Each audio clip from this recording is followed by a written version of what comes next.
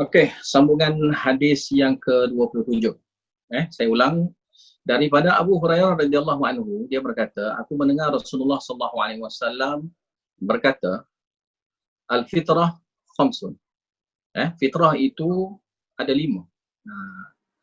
Fitrah yang dimaksudkan fitrah adalah sunnah orang-orang dulu. Mana sunnah yang Allah Ta'ala syariatkan daripada awal-awal dulu lagi. Mana sejak awal dulu lagi diperintahkan supaya melakukan perkara ini.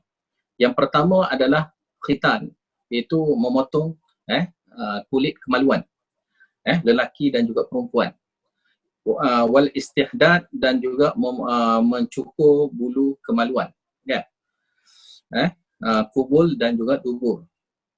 Wa qassus syarib, dan menipiskan misai. Misai itu bagi nipis ataupun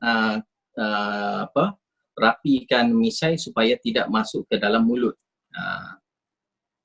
Dan perkara sekiranya buat memanjangkan misai, kan, macam misai lebat gitu kan, macam jaga ada kan, jadi jaga lelaki yang jenis misai yang lebat-lebat, contoh seperti mana orang-orang kafir kan. Lebih-lebih lagi kalau dulu, kalau di zaman Nabi SAW dulu, orang Majusi dia memanjangkan misai dia. Misai dia panjang lebat kan, sehingga masuk hudung mulut dia. Kemudian janggut pula dicukur. Janggut dia tu dicukur. Sehingga dalam hadis ada beritahu tentang larangan ini. Khaliful musyrikin. Hendaklah kamu berselisih dengan golongan musyrikin. Bagi lelaki lah, hendaklah berselisih dengan golongan musyrikin. Yang dimaksud sini yang lelaki khususnya, iaitu pendekkan misai dan biarkan panjang janggut itu. Janggut tu dibiarkan panjang. Kita biar aja panjang gini, panjang. Jadi kalau nak potong, nak rapikan pun boleh, tapi janganlah sampai tahap cukur. Kalau tahap cukur, empat-empat mazhab mengatakan haram. Empat-empat mazhab mengatakan haramnya cukur janggut. Jadi kalau siapa-siapa yang belajar hadis, dia tak akan jumpanya pendapat-pendapat ulama yang kata tak apanya cukur janggut. Yang cukur janggut ni tidak ada yang tak apa. Cuma saya tahunya daripada Mesir. Ulama-ulama dulu, saya dulu pun masa belajar di Karachi di Pakistan, di Jamiah Binarita saya belajar dulu. Yang mana saya belajar di situ Syekhul Azhar, ustaz-ustaz yang daripada Azhar, pernah buatnya pertukaran ni ustaz lah, yang mana mereka itu mengajar di madrasah Jamiah Binarita tempat saya belajar ni lah. Dan saya belajarlah dengan mereka tu sampai tahun 4. Sampai tahun 4 ni ramailah. Tahun 1, tahun 2, tahun 3, tahun 4 tu mesti adanya syekh-syekh Azhar yang mengajar situ. Dan kebiasaannya syekh-syekh Azhar yang datang adalah kebanyakannya cukur janggut lah. Yang cukur janggut. Sehingga yang cukur janggut ni sehingga kan ustaz-ustaz sana pun rasa tak senang lah. Kerana syekh-syekh Azhar cukur janggut.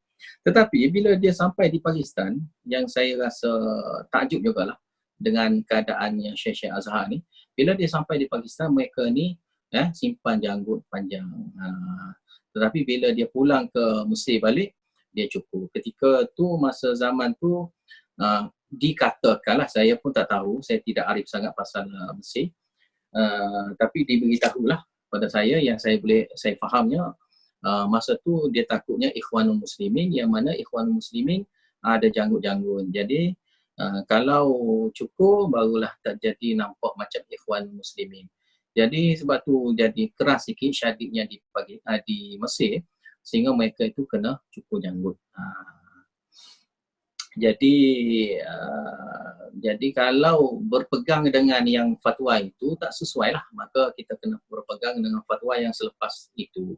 Sebab kalau di Mesir sekarang ni pun saya tengok dah ada orang yang janggut-janggut. Jadi ustaz-ustaz syekh-syekh pun dah ada janggut dah. Tak seperti mana dulu tu boleh katakan ramai yang terpaksa cukur janggut. Kalau nak jadi tenaga pengajar yang di jamiah-jamiah yang besar-besar, Macam seolah-olah kena syarat jugalah kena cukur janggut lah. Jadi itulah tamparan hebatlah kepada jemaah Islam yang berada di Mesir ketika dulu. Tapi sekarang ini saya tak tengok gitulah. Sekarang ini saya tengok okey je. Ramai je yang ada janggut.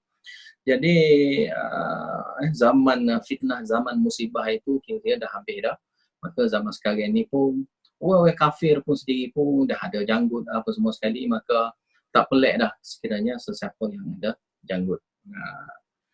Jadi mungkin tidak terkena fitnah lah. Seperti kawan saya pun dulu, kawan saya yang daripada Tajikistan, Kazakhstan, Turkistan, dan yang Tantan tu lah, yang negara ada Tantan tu, yang mana mereka ni kalau balik mestinya cukur janggut.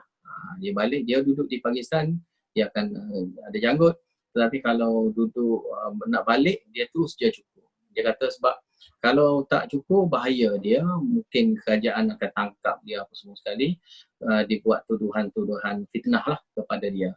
Jadi untuk mengelak fitnah-fitnah yang boleh membahayakan diri dia, dia pun cukurlah janggut. Jadi itu adalah sebab musabab juga. Tapi kadang-kadang bahayalah sebab musabab itu lama kelamaan sudah menjadi biasa. Bila kita terbiasa ni jadi bahaya juga.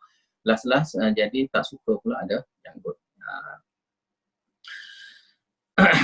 Jadi kemudian pula orang Melayu kita biasanya janggut ada dua kategori lah. Ada yang janggut sikit, ada yang janggut jeput gini pun ada kan. Lepas tu pula orang yang ada janggut, orang yang ada sampai berjambang semua sekali pun kadang-kadang dia suka juga dia cukur sini supaya dan sini pula dia biarkan panjang. Jadi itu pun juga jadi berbeza seperti mana mafhum daripada hadis juga. Yang daripada hadis yang sebenarnya dengan mana wa'ful liha, lafaz dia. Wa'ful liha makna dia hendaklah kamu biarkan panjangnya janggut itu. Janggut-janggut itu dibiarkan panjang. Dibiarkan tumbuh je. Cuma bila ada rosak, itu biasalah kalau kita rapikan benda-benda yang rosak. Seperti rambut lah. Rambut bila kita panjang sangat lama-lama tu rosak ujung-ujung dia tu jadi pecah, bercabang ke apa-apa. Maka itu tak apa je kalau kita nak potong atas dasar untuk merapikan, untuk merawat janggut-janggut kita, itu tak mengapa. Tapi sampai tahap cukur, itu kena ada sebab yang kukuh. Kalau sampai tahap cukur. Cukur ni contoh yang sebab yang kukuh, biasa kena kutu ke, kan? Kena penyakit kulit ke, maka memang terpaksa kena cukur. Itu lain. Itu lain. Sebab tu kalau kita tengok dalam riwayat, hanya dalam riwayat Ibnu Umar yang ada beritahu digenggamnya janggut dia ni, kemudian dia potong. Dia potong sini. Mana kalau yang lebih-lebih tu dia potong. Itu pun dia potong ketika tahallul haji. Tahallul haji ataupun umrah. Maka kira-kiranya setahun sekali lah. Kalau yang buat tu setahun sekali.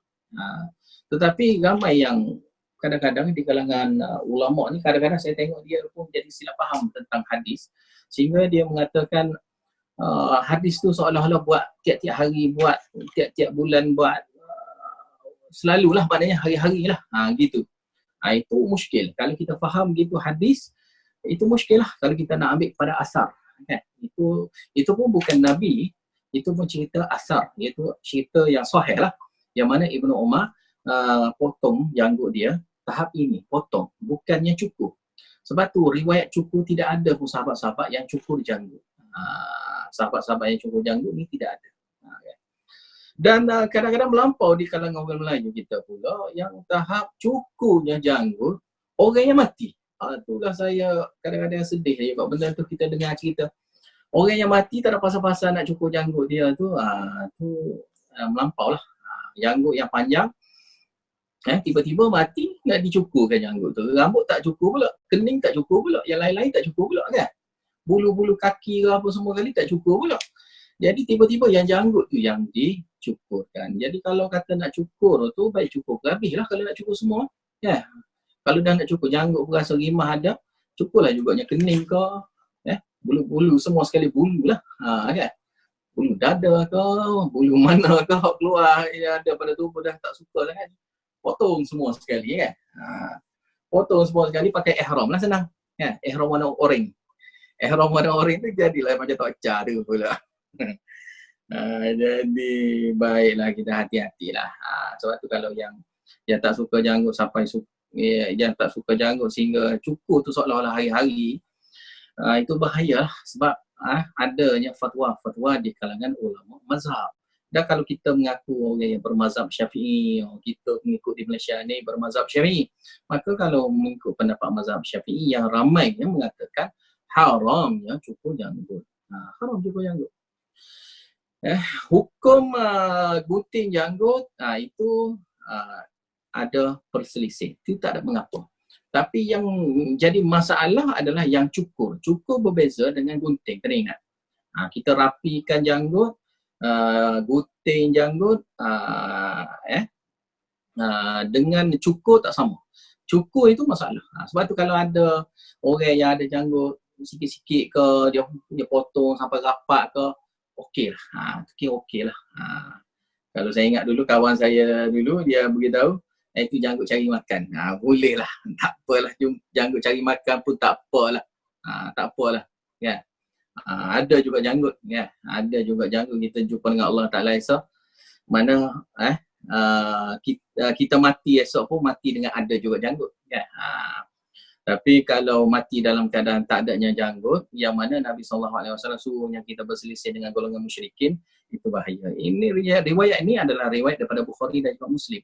Nabi SAW suruh berselisih dengan golongan musyrikin. Yang mana golongan musyrikin memanjangkan misai dia dan mencukurkan janggutnya. Jadi yang mencukurkan janggutnya ini bahaya. Bahaya. Bahaya, ada ancaman di dalam hadis kerana orang yang cukur tu dia menyerupai golongan musyrikin. Kita ni kan, kita duk belajar kan hadis ke Quran ke, kita bincang pasal tauhid kan. Jadi lawan dia adalah syirik. Jadi lawan dia adalah syirik. Perbuatan yang macam orang syirik pun dilarang pada kita. Bukan kata perbuatan syirik saja dilarang, perbuatan macam fi'il perangai orang musyrikin juga kita dilarang. Dan ini tamparan hebatlah bagi orang lelaki. Kalau perempuan tak apa, perempuan memang boleh cukur pun. Perempuan kalau tumbuhnya misai dia boleh cukur. Tumbuhnya misai tak ada masalah lah. Ni masalah janggut. Janggut kalau perempuan tumbuhnya janggut, maka dia boleh je cukur, bolehnya wax ke, buang ke, macam mana ke, laser ke apa ke, itu terpulang lah. Tapi itu perempuan lah. Tapi kalau lelaki tidak. Lelaki Allah Ta'ala bagi mahkota kita dengan adanya janggut, maka kita biarkan adanya janggut di dagu kita ni, biar adanya janggut. Dan ulama berselisih, dipanggil janggut ni yang mana? Ini ke janggut ataupun ini semua sekali dianggap janggut. Tapi kalau fatwa di Pakistan daripada Maulana di Pakistan, mereka memfatwakan jambang ini pun juga janggut. Ini semua sekali dipanggil termasuk janggut. Yang tidak termasuk janggut ini je. Ini je. Dia panggil kawasan pelipis ni. Ni. Yang ni setbang ni tidak. Tapi kalau ni jambang yang ni yang bawah ni, kalau kita tumbuh sini pun termasuk janggut. Cuma kadang-kadang orang tu jadi bulu-bulu dia naik gitu ke, dia nak rapi-rapikan sikit supaya dapat jadi cantik janggut dia tu, itu tak mengapa. Tapi janganlah sampai tahap cukur. Dan dibenarkan cukur yang selain pada itu. Contoh macam orang India, Pakistan yang keluar janggut dia sampai sini. Sampai sini. Saya ingat ustaz saya pun ada sampai sini janggut dia. Bulu dia sampai sini kan. Maka sini dia cukur. Sini dia cukur. Yang di pipi dia ni dia cukurkan. Itu kerana pipi itu tak termasuknya janggut lah. Dan ada juga yang sampai tahap kalau orang India, orang Pakistan ni jadi bulu banyak, yang di leher dia apa semua sekali yang keluarnya bulu-bulu apa semua sekali pun dicukurkan. Yang lain cukur yang selain daripada ini, kening kita, bulu mata kita, itu yang selain daripada janggut, janggut, kening, bulu mata, yang selain pada tu tak mengapanya kita cukur. Tak mengapa kita cukur. Cukur orang yang bulu dada banyak cukur pun tidak ada masalah. Lepas tu bulu-bulu kaki pun kalau tumbuh banyak penuh macam bulu kan, berbulu-bulu, betih, pohon apa semua sekali pun, itu tidak mengapa kalau cukur. Yang itu tak mengapa cukur, tetapi yang cukurnya tak bolehnya janggut bagi lelaki. Kalau perempuan termasuk juga janggut dia kena cukur. Jadi ini kena hati-hatilah. Ini sunnahnya, sunnah daripada awal-awal dahulu. Sunnah daripada awal-awal dahulu pun gitu. Cuma ingat, ahli syurga esok tak ada janggut. Ahli syurga esok barulah tak ada janggut. Ahli syurga esok kita semua sekali akan jadi jambu semua sekali. Jambu licin, tak ada janggut lah.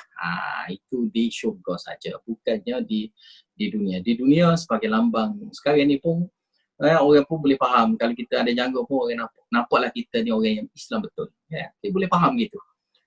Sebab sekarang ni pun kalau kita tengok, kalau tak pakai kopiah pun ada janggut pun orang nampak ni orang ni kuat sikit ni. Kuat sikit lah agama kan. Orang Islam betul lah macam begitulah. Jadi kalau dulu orang kata tengok kopiah dia kan. Jadi kalau dia tak pakai kopiah, macam mana pula nak cam dia sebagai orang yang betul-betul Islam kan. Kalau dia tak pakai kopiah, dan yang kita boleh nampak pada dia adalah janggut. Kalau perempuan, yang kita nampak dia adalah pakai tudung kan. Kalau perempuan secara ghalib seluruh dunia ni, kalau tak pakai tudung, kita tak nampaklah Islam kan. Perempuan tak nampaklah Islam dia. Kalau pakai tudung, baru orang tahu dia Islam. Begitu juga lelaki, kalau lelaki itu berjanggut, barulah panggil Islam. Bukannya lelaki yang berkopiah, bersongkok ke apa, baru berserban ke apa ke, barulah dianggap sebagai orang yang betul-betul Islam. Sebab kadang-kadang saya tengok, kadang-kadang setengah-setengah orang tu bila kita tengok, serban dia bukan main besar dah sah. Kopiah pun okey, serban pun okey kan. Jubahnya apa semua sekali semua okey, tapi nampak dogol lah situ, nampak macam ada cacat situ sedikit. Bila ditengok pada dianya, janggut dia tidak ada. Jadi kalau janggut tu memang dia ori tidak ada, kita boleh cam sebenarnya kali kan. Tapi orang yang asal ada janggut, bila dia cukur, kita nampaklah bakat-bakat ada bekas-bekasnya janggut tu kan, ada kan, warna-warna hitam ke apa ke ada. Jadi nampak jelek sedikit situ. Jadi kita sebagai orang yang belajar sunnah, biarlah ikut sunnah. Jadi kalau kita tak nak fikir sangat pasal cukur ke apa, aku tak caralah masa cukur-cukur ni. Dia paling kurang pun kita kan belajar hadis. Nabi SAW pun ada janggut, maka kita pun kan, kita usahakanlah supaya diri kita pun macam Nabi SAW. Kita tak boleh ikut banyak, paling kurang janggut pun kita boleh ikut. Dan kena ingat, bila kita ikut sunnah Nabi yang ada janggut ni, keutamaan kita adalah bila kita niat sunnah itu, janggut ni sentiasa kita dapat pahala. Dan benda ni selagi ada, selagi tu dapat pahala. Selagi adanya janggut kita dapat pahala. Bila tak ada, berhentilah pahala. Kalau kita kata pendapat yang kata haram, masa tak ada janggut tu, kita cukur dengan sengaja tanpa uzur, itu menyebabkan kita dapat dosa. Kalau kita ambil pendapat yang kata makruh, maka makruh mana dia tak buat benda yang sunnah, dia tak buat benda sunnah, jadi makruh situ. Jadi tak dapat pahala. Jadi kalau orang yang ada janggut 24 jam dia dapat pahala. Nak ke tak nak? Nak ke tak nak je. Mana bagi orang lelaki ni cobaan dia. Sebab dikatakan orang yang ada janggut ni macam lekeh, dia anggap macam jelek sikit ke kan tu. Jadi sehingga kan orang kita rasa macam ada setengah-setengah orang lain tu masih lagi fikir tak suka lah. Ada janggut ni macam tak suka. Macam tak suka. Yang tak suka itulah bahaya lah. Bahaya sebab dia tak suka tu akan jadi kepada mempersendakan sunnah Nabi lah. Kalau sampai tahap tu bahaya lagi kepada akidah dia. Kan? Kadang-kadang dia kata rimas lah, ada janggut lah apa semua sekali. Jadi cuba-cubalah pakai. Cuba-cubalah simpan janggut tu. Supaya kita ni dapat betul-betulnya dapat ikut sunnah. Kita pakai kopiah 24 jam tu, tak pakai kopiah 24 jam, tapi kalau janggut tu jadi 24 jam, kita masuk tandas pun kita masih lagi dapat pahala. Kita keluar tandas pun masih dapat pahala. 24 jam setiap saat, setiap masa kita dapat pahala. Karenanya kita ikut sunnah. Kerana kita ikut sunnah. Sunnah ini dia berterusan, kan? Berterusan sepanjang hidup kita yang mana kita terus menerusnya ada janggut tu. Maka nak tak nak, kan? Benda dapat free, kan? Benda dapat free, pahala. Kenapa tak nak? Kan? Kalau tak nak tu berkali kaya dah kot pahala. Kalau kaya pahala silakanlah. Kan? Tapi kalau kita pegang pada pendapat yang kata haram itu bahaya. Dan kalau kita tengok pada lafaz hadis pula mengatakan khaliful musyrikin, hendaklah kamu berselisih dengan golongan musyrikin. Wa'ful liha wa qasyawari. Hendaklah kamu memanjangkan membiarkan panjangnya janggut dan juga potong misai. Ya. Itu adalah lafaznya daripada hadis Nabi riwayat Bukhari dan juga Muslim, dan yang selain daripada mereka pun banyak di kalangan kitab-kitab sunan yang lain, yang mana hadis itu kebanyakannya hadis yang sahih, yang selain pada Bukhari Muslim pun semua pun yang lain-lain pun yang sahih juga, yang mengatakan tentang kita kena berselisih dengan golongan musyrikin. Jadi bila sampai tempat ini yang misai itu cukur misai pun tak apa lagi, sebab ada sebagian ulama kata cukur misai makruh. Tak ada sampai yang tahap haram lah. Tapi kalau janggut, cukur janggut haram. Jadi kena ingat, kita lebih suka simpan misai lagi, itu bahaya juga. Suka misai lagi daripada janggut, itu bahaya. Sepatutnya kita lebih sukanya janggut lagi, kemudian baru misai. Kalau misai tu nak simpan juga, nak suruh nampak juga macam misai Piramli ke misai apa-apalah, macam misai Piramli pun satu teladan yang bagus juga, yang mana misai dia pun dia buat nipis, mana okey lah misai tu. Ataupun misai kontot lah, misai kontot macam Charlie Chaplin ke apa, macam Hitler ke apa ke, ikutlah yang tu pun mana, tapi tu macam pok-pok tu lah pula, kan. Tapi paling kurang pun tidaklah sampai panjang jela masuk. Kalau sampai panjang jela masuk, dah lah sini cukup, kemudian sini je taruh sini pun sampai tutupnya mulut, itu pun tak boleh. Kena ingatlah, kita kena ikut sunnah tu, ikut sunnah biar sempurna.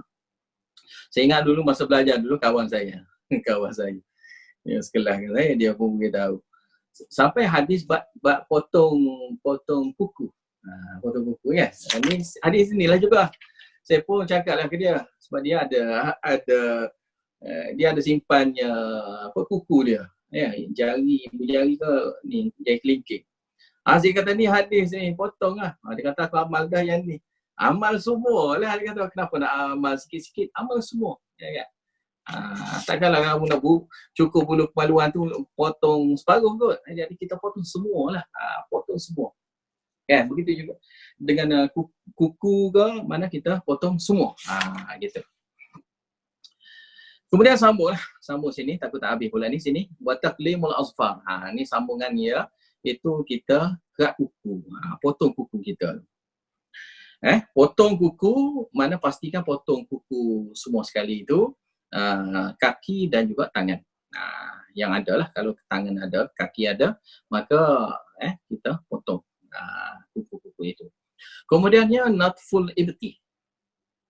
Natful ibti ni mana dia cabut misai, cabut bulu ketiak, cabut bulu ketiak. Cabut, makna dia cabut. Kena faham cabut.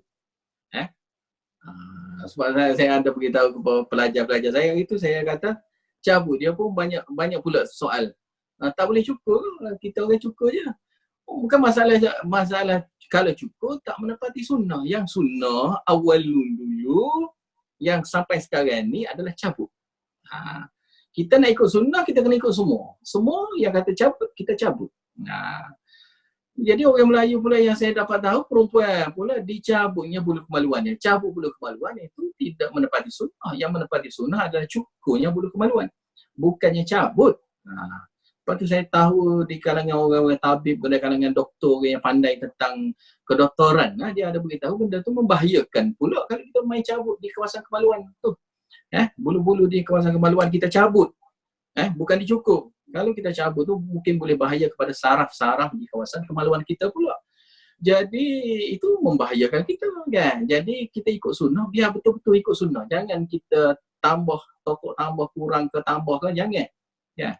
Yang suruh cabut ada hikmah. Cukur tak ada hikmah. Ya. Sebab kalau kita cukur, biasalah kalau cukur akan rasa gatal-gatal kan. Ya, rasa gatal-gatal. Cabut je. Lagipun kalau cabut nak boleh tumbuh balik tu lambat. Kalau kita cabut bulu ketiak kita. Kalau cukur sekejap je, kan. Duduk sehari dua tu dah tumbuh dah, gatal-gatal lah pula ketiak kita kerana dah cukur kan. Apabila cukur akan keluarnya bulu-bulu yang tebal dan tajam. Dan benda tu akan menyakiti kita juga ketika bila dia panjang tu. Jadi menyusahkan kita sebenarnya ni. Jadi cara yang sunnah adalah cabut bulu ketiak. Cabut bulu ketiak. Kemudian tak perlu tanya lagi, cukur macam mana? Cukur macam mana apanya? Cabutlah. Cukur yang dah buat selalu tu, itu biarlah. Yang dah buat dulu. Sekarang ni kita dah belajar, bila belajar cabut. Berhenti daripada kita cukur. Kita hadis, kita kena ikut seperti mana lafaz hadis yang lafaz hadis aja gitu, kita buat gitu. Jangan pula kita jadi macam cerita semalam lah. Golongan Bani Israel ni banyak songeh, banyak soal pula. Bila diberitahu hukum, banyak soal pula. Kemudian ya, habis itu, hadis ini yang mula-mula sekali cerita pasal khitan, bersunat. Sunat lah kan, lelaki dan juga perempuan. Semua mengatakan sunnah lah. Kebanyakan mengatakan sunnah. Cuma masalah wajib tu lelaki semua kata wajib bagi lelaki. Perempuan pula berlaku khilaf. Pendapat di kalangan ulama Ahmad Ibn Hanbal, pendapat Hanbali dan pendapatnya Syafi'iyah berpendapat kata wajib bagi lelaki dan juga perempuan. Lelaki dan perempuan kena khitan.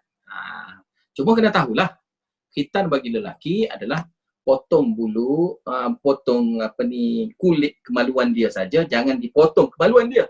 Potong kemaluan dia yang pernah berlaku di tempat-tempat lain, tempat-tempat macam di Afrika mana tu dia potong dengan kepala kemaluan.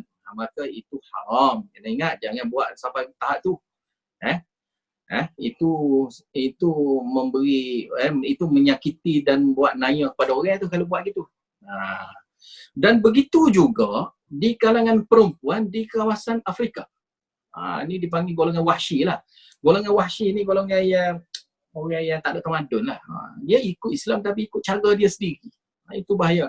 Kemaluan tu di kelentik perempuan tu dia potong terus. Itu pun tidak ikut syariat. Itu pun membahayakan. Itu pun membahayakan perempuan itu. Lelaki sampai terpotong sedikitnya kepala kemaluan, perempuan pun sama juga di kelentik dia tu sebagai gantinya kepala kemaluan lah. Dipotong juga. Maka itu bersalahan. Yang betulnya adalah potongnya kulit kemaluan sahaja. Kulit yang ada selaput, yang selaput orang panggil kulup, yang ada selaput kulup itu saja dipotong, kulit itu saja. Manakala perempuan hanya di kawasan yang dekat dengan kelentik dia tu yang adanya kulit halus yang seakannya kemaluan lelaki juga tu. Yang seakan kemaluan lelaki tapi kecil tu. Itu pun sekiranya dia tu nampak tak sama, sekiranya tak sama dirapikan. Itu sahaja. Kerana dalam hadis ada beritahu kena elokkan, kena rapikan saja dia. Dalam hadis. Dalam hadis riwayat Abu Daud kata silap. Ada Abu Daud ke Tirmizi. Yang ada beritahu suruh rapikan. Hadis tu kira-kiranya sahih lah. Sanad yang sahih. Mana betul rapikan. Mana dirapikan sahaja, sedikit sahaja. Maka sekiranya yang saya dapat tahu kalau di kalangan orang Melayu hanya ditoreh. Cuma ditoreh saya tak tahulah, wallahu alam tahap toreh dia tu macam mana dan tahap kepandaian dia macam mana, ataupun dia main-main hantam saja dengan makna berkhitan, itu saya tak tahulah. Maka sebab itulah di kalangan dua mazhab lagi pendapat ulama mengatakan tidak sunat bagi perempuan. Perempuan tidak diwajibkan khitan, bahkan tidak sunat.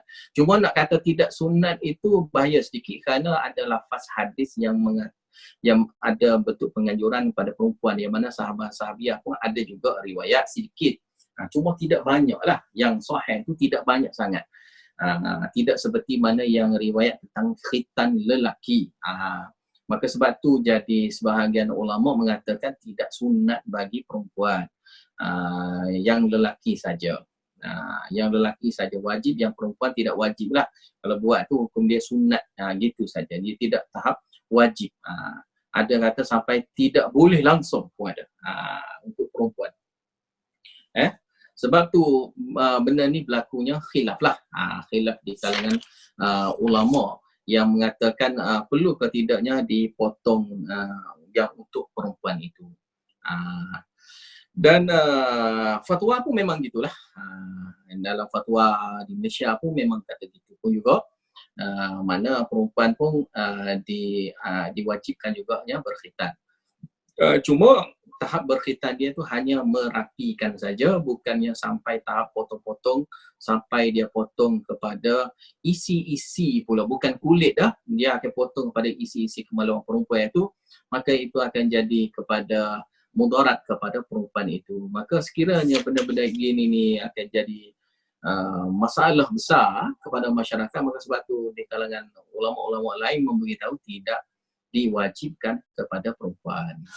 Kalau di ulama-ulama Hanafi, Ahmad Ibn Hanbal apa semua, Hanafi dan juga Maliki berpendapat kata tidak wajib lah. Kemudian kewajipan bagi berkhitan ni adalah umur 15 tahun ataupun umur sudah akil balik. Lelaki tu bila akil balik barulah wajibnya. Barulah wajib dia potong. Dia walaupun wajibnya dia potong. Kemudian bagi orang yang baru masuk Islam, orang baru Islam janganlah pula kita kamu nak masuk Islam kamu potong dulu, tak perlu gitu. Hanya dia kena basuh elok-elok je kemaluan dia. Kemudian selepas pada tu dia bagi dia masa, sampai pada masa dia nak buat, buatlah. Sekiranya benda tu tidak membahayakan dia, teruskan buat, bolehlah buat. Tapi sekiranya memberi bahaya pada dia kerana dia adanya penyakit-penyakit tertentu, maka tak perlu dah lagi kita ada suruh dia berkhitan. Bagi orang-orang yang kafir baru masuk Islam, yang mana dah tua-tua ke macam mana, yang mana mungkin bahaya pada dia, dan itu kena merujuk pada doktor lah. Kalau doktor cakap okey, kalau tak okey, maka tak boleh buat lah. Jadi itu kena merujuk kepada orang yang dalam bidang kedoktoran lah, kesihatan, dirujuk pada mereka ni lah. Sampai sini saja dulu. Yang lain tu saya dah terangkan saya rasa. Yang khitan saja saya tak terangkan tadi. Sampai sini saja dulu. Wallahu a'lam bissawab. Wa akhiru da'wana alhamdulillahirabbil alamin. Wabillahi taufiq wal hidayah. Wassalamualaikum warahmatullahi wabarakatuh.